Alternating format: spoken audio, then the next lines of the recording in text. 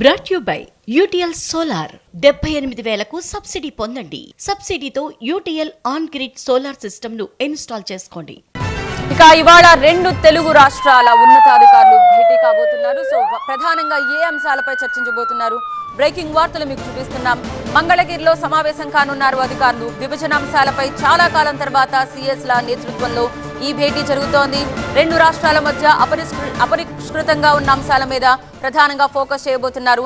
ఇవాళ మధ్యాహ్నం మంగళగిరిలోని ఏపీ ఐఐసి కార్యాలయంలో ఈ మీటింగ్ జరగబోతోంది. రెండు రాష్ట్రాల ఉద్యోగుల పరస్పర బదిలీలు షెడ్యూల్ 9, 10లోని పలు అంశాలు కూడా చర్చకు రాబోతున్నాయి.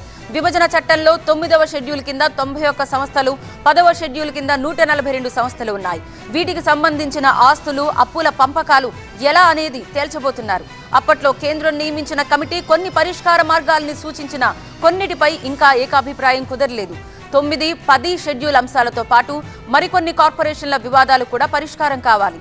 విద్యుత్ బకాయిలు, విదేశీ రుణాలతో చేపట్టిన ప్రాజెక్టులకు సంబంధించిన ఆస్తులు, అప్పుల పంపకాలు లాంటివి క్లియర్ చేయాలి. ఉద్యోగుల విభజన అంశం కూడా తేలాల్సి ఉండడంతో వీటిపై కీలకంగా చర్చించబోతున్నారు రెండు రాష్ట్రాల ఉన్నతాధికారులు.